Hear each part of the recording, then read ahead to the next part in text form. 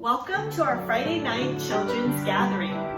Tonight's topic is food, a very special food that has been mentioned in the Bible around 60 times. Take a guess. What is it?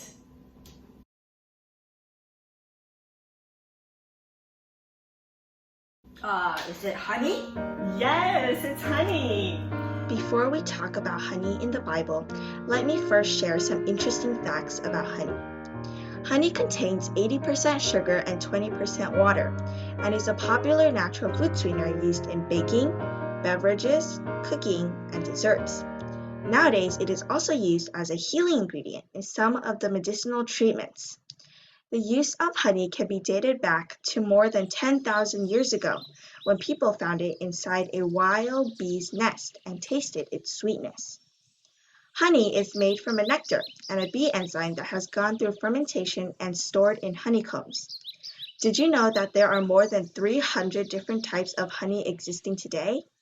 Each one has its unique flavor and color depending on the flowers visited by the honeybees.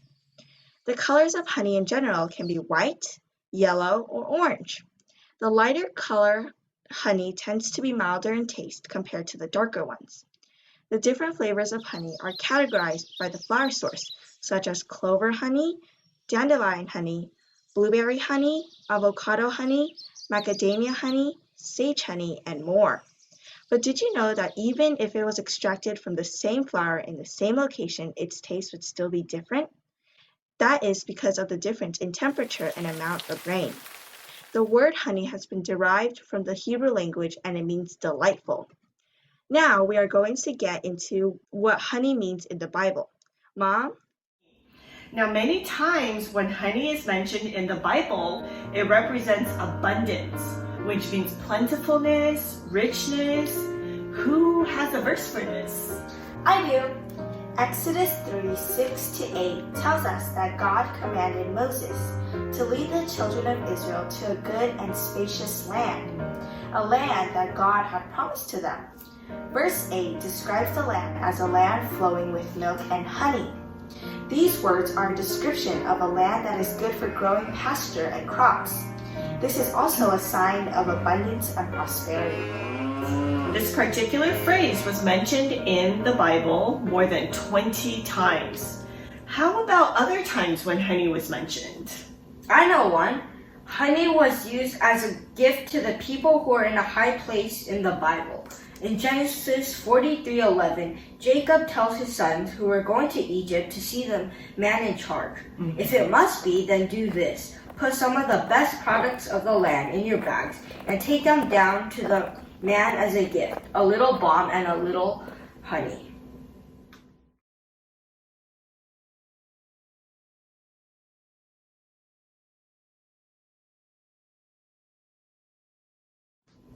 Very good. Oh, did you know that there was a person in the New Testament who ate honey as meals? I know who it is. It's John the Baptist. In the book of Matthew, John was preaching the gospel in the wilderness. That's right, Matthew 3:4. Now this John had his garment of camel's hair and a leather girdle around his loins, and his food was locusts and wild honey. Good. Let's have one more, and then we're going to do an activity with honey. How about the verses that mention honey as God's word and are good for us? How sweet are your words to my taste, sweeter than honey to my mouth. Psalm 119:103. Wow, you guys are fast. Here in Psalm 19, verses 7-10, King David admired God's word. He said that God's word is wise and nourishing to our soul, and it makes sour hearts joyful. God's word is true and righteous. More to be desired are they than gold, even much refined gold, sweeter also than honey and the drippings of the honeycomb. I also found two in Proverbs. The first one I found was Proverbs 24:13-14a. King Solomon said, "My son, eat honey, for it is good, and the drippings from the honeycomb, which are sweet to your taste. Know that wisdom is such for your soul.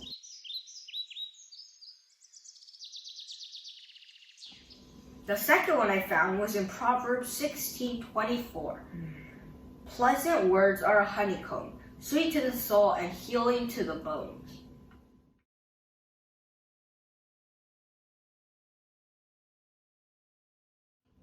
Wonderful! Now there's a song called Whatever God Says is True. Do you guys know how to sing it? Yes, let's sing it.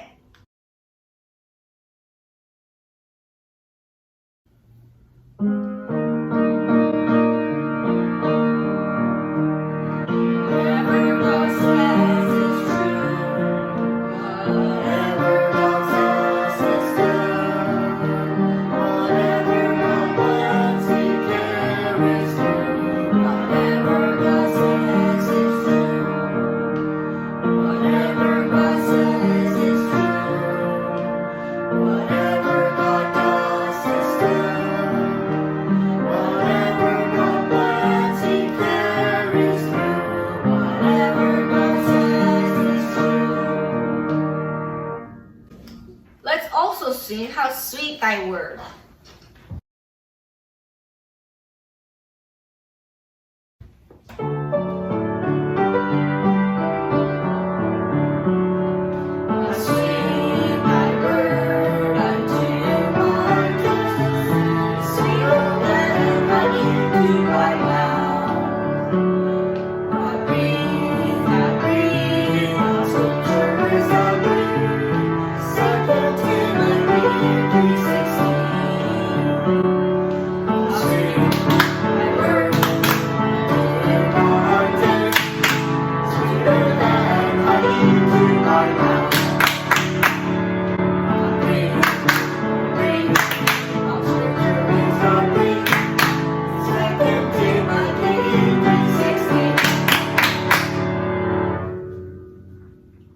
Now we're going to do an activity.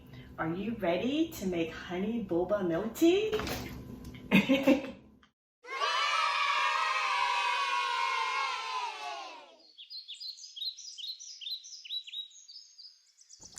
To make honey boba milk tea, we need boba,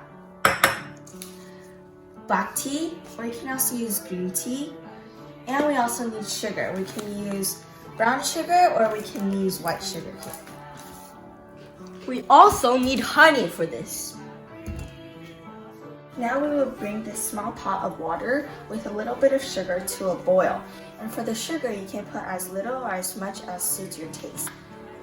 And now that the water has boiled, we'll be putting in our tapioca balls into the boiling water. I usually use about 2 handfuls for each cup of tea.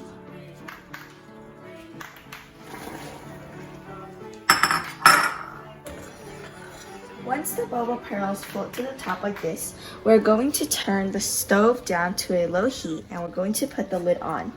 And now we will let the boba pearls boil for as long as the instructions on your boba package says. At this point, we'll be adding our honey and mixing it with the tapioca pearls. You want to put just enough honey so that every single ball touches the honey. And once we add the honey with the tapioca pearls, we're going to let it sit there until they're ready to be eaten. So as you guys can see, each of our pearls touches the honey. In our case, I used black tea, and right now I just mixed it with a little bit of milk, so it looks like this. Now I'm going to add the honey boba into it.